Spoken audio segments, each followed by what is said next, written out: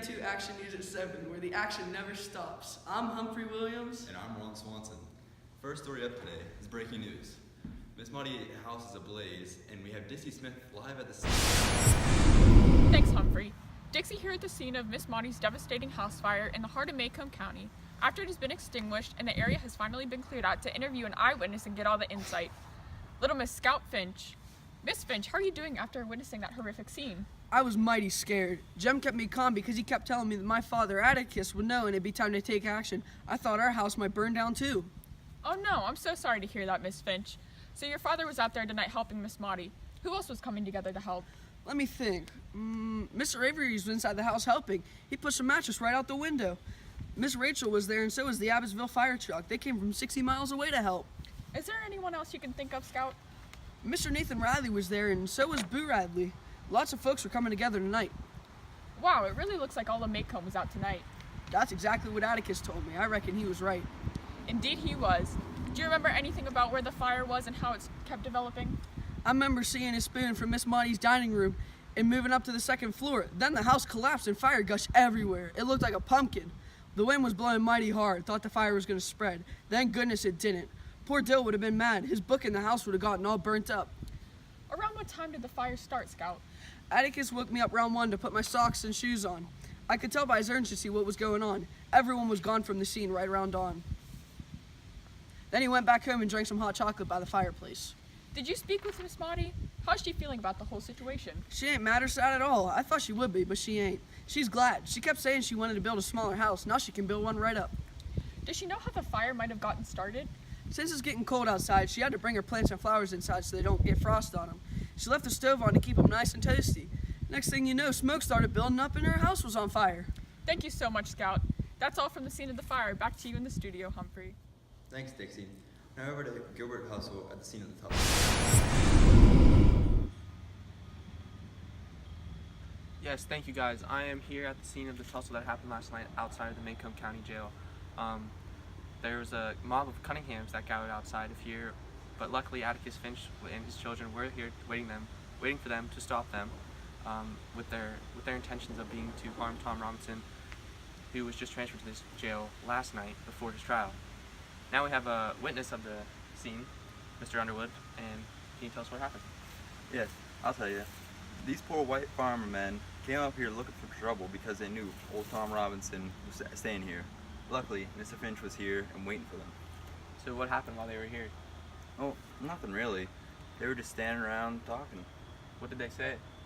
A group of men told Atticus to move on and go home. They said that they knew what they were there for. Then Atticus said, "You could turn around and go home again, Walter. Hectate is around here somewhere." That's when something amazing happened. Atticus' little one, Scout, came up and said, "Hi, Mr. Cunningham," and went on to talk about his legal impalements and his son. Whatever he said made Mr. Cunningham have a change of heart, and he told his boys to turn around and go home. Thank you, Mr. Underwood. Mr. Underwood, is that all? Well, if anything would have happened that last night, I was there in jail in the window last night, covering Atticus back, and here, this is the shotgun. Put that away. It seemed we had some difficulties with Mr. Gilbert's interview, but it did seem that Scout had struck a chord in all the men's heart by putting them in Atticus' shoes. We'll see you right after this short commercial break. Hey man, what you reading? I'm reading suddenly. Hey, what you reading? You talking to me? Yeah, I'm talking to you. Oh, I'm just reading the new sports magazine. Hey, can I see that, man? Yeah, why not? Thanks, man. Yeah, I got that down in town for 800 smackers. But I heard that right now they're having a little deal on it if you want to go get a pair.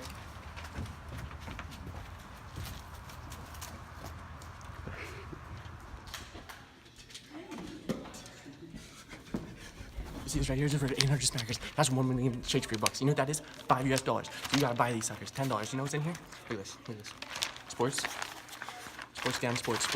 All sports. You know, sports are fun. Everybody loves sports. Maybe not a lot of fun people, but sports are good. Good magazine. Learn stuff, pictures, you know, all that stuff. You gotta buy some of these. You get a deal right now. Buy 2. That's a 1,200,000 Shakespeare bucks. It's usually gonna be 1,500,000 Shakespeare bucks, which is like $7, but now it's like $6 if you got 2 of them. So yeah, you gotta buy these suckers right now. Do it right now. Now that we're back from that short commercial break, we're going to go over to Crab Nicholson with some big news.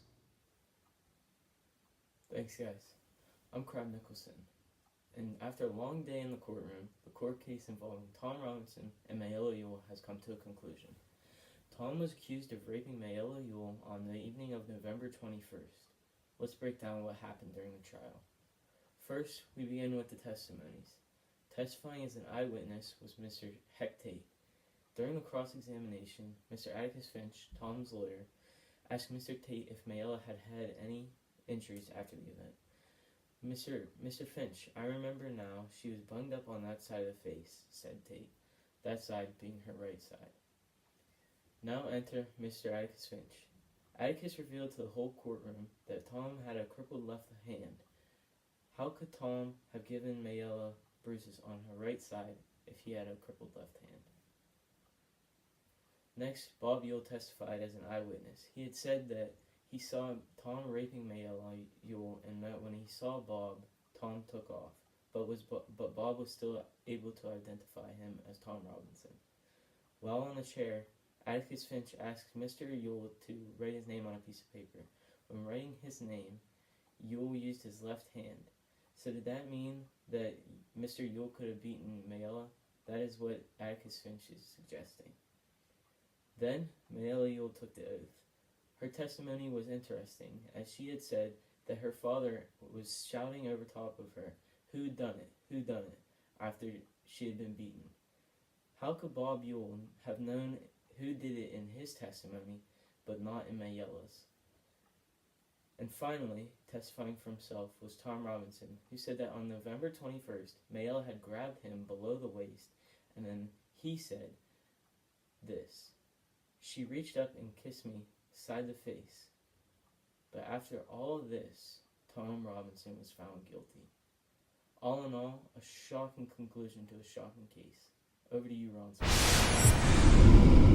Thanks, Crab.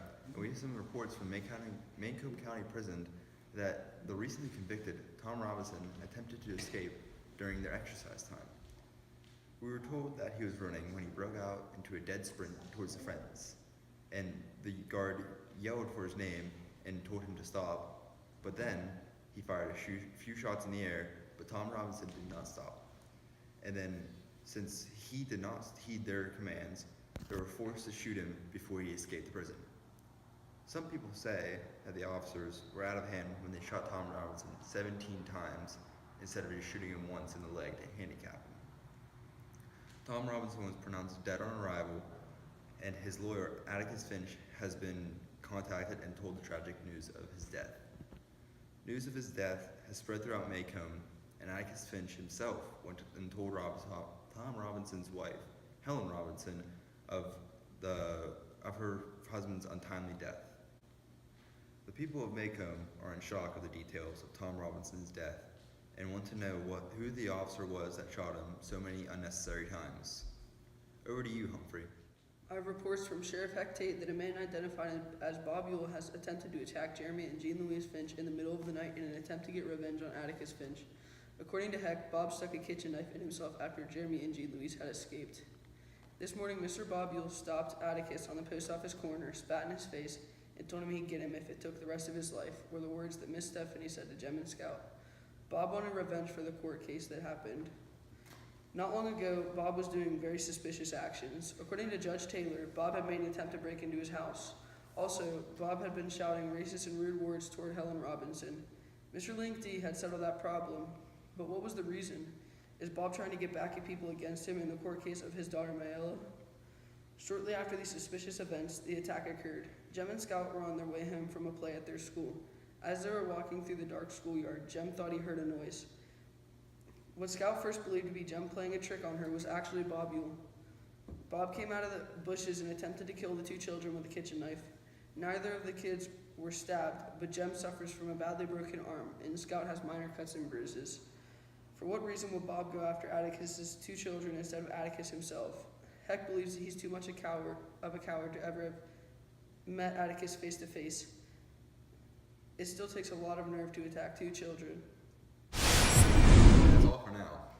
Thank you for tuning in to TKM2 Action News, where the action never stops. Tune back in at 11 for the top stories in the always beautiful Macomb County.